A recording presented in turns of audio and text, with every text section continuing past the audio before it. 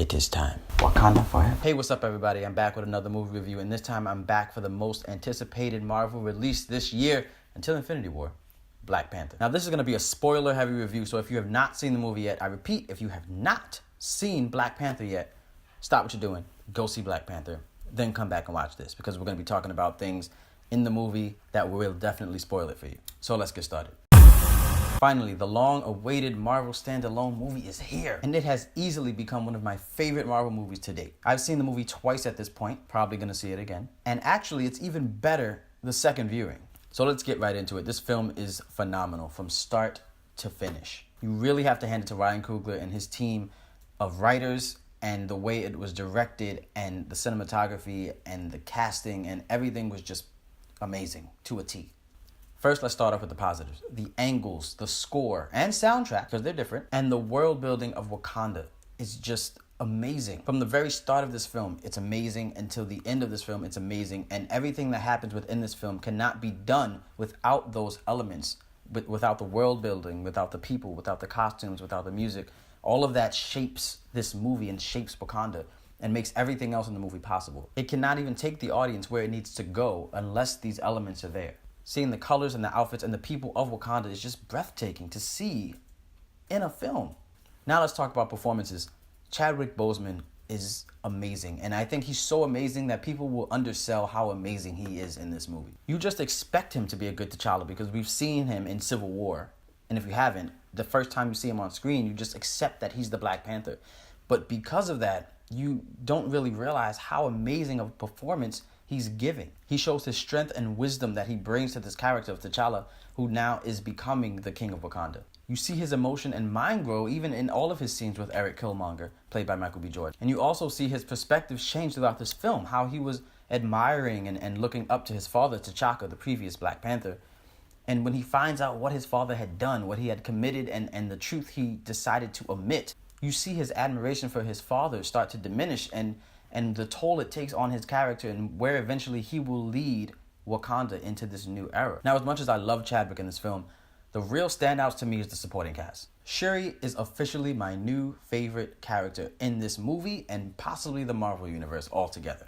Played by Letitia Wright, she is just amazing. The way she plays the sibling connection, as a brother myself, it's so spot on. And the way that she's snarky with him, but at the same time respects him as her brother, but not fully as the king. Little moments, such as like when she calls Ross a colonizer, or when she makes her sneakers shoes, are all examples of also her age and how young she is in this universe, but at the same time, her wit and sarcasm and her intelligence. My second new favorite character, and every time he appears on screen is just a joy, and it is Winston Duke as M'Baku. Every scene he is in, he steals in this movie. He also contributes to one of the funniest lines in the film, in which he says, "I will feed you to my children. Just kidding, we are vegetarian." Every time I was in the theater, I saw this movie twice. Each time the audience died, each time. But essentially his character arc is done so well and taken on this journey with everyone from Wakanda, even though his Jabari tribe are isolated. From his entrance of this film, his fight with T'Challa, you see his viewpoints, and they're not that bad. He makes some valid points about Shuri running the technological department as a child. Seeing that, and also how seeing the weakness in T'Challa by T'Challa being there and allowing his father to die.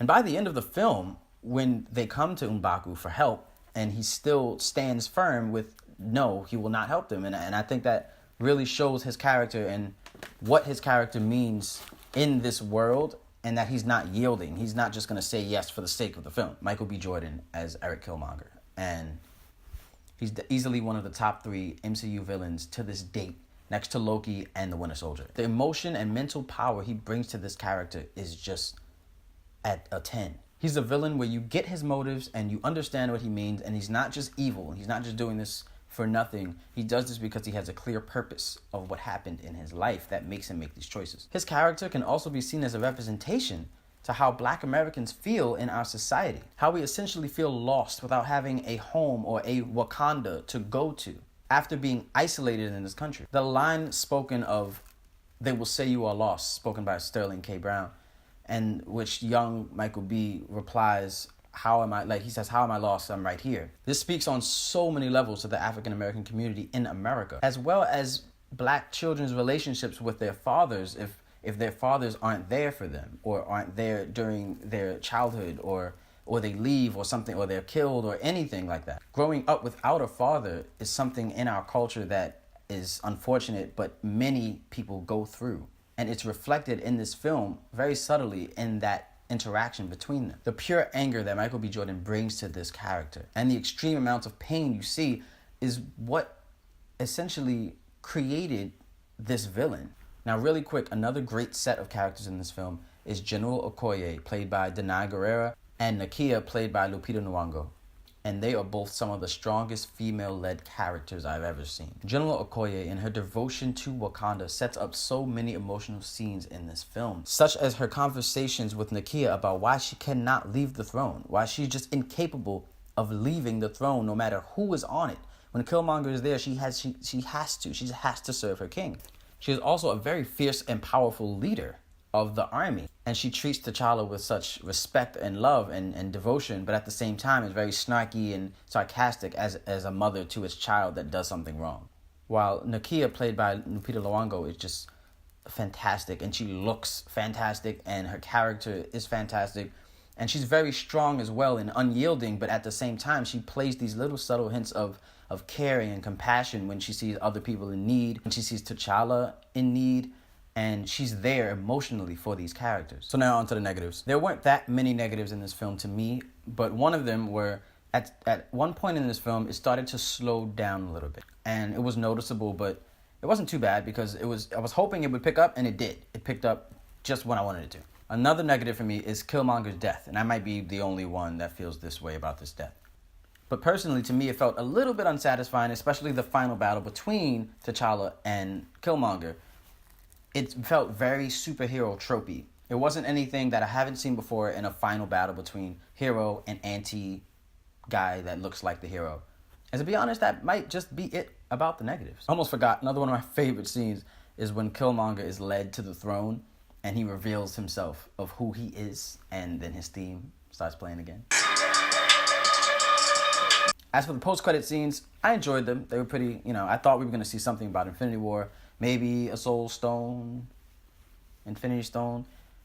But of course, I like the Bucky end credit scene, and I see that he's with Shuri, and it's cool that we see more of Shuri. She's clearly teaching him something, maybe getting him a new vibranium arm. So overall, Black Panther definitely delivers of being amazing. It also has a repeat viewing factor because I've already seen it twice. I'm going to see it again, and I know many people that also have done that. At the time of this recording right now that I'm recording, is currently the 5th highest grossing opening of all time. I give Black Panther a 9.3 out of 10. I can't wait to see it again. Action, acting, cinematography, messages, go Marvel. So that's it for this review. Make sure you're on the lookout for more movie reviews in the future. And until next time, peace.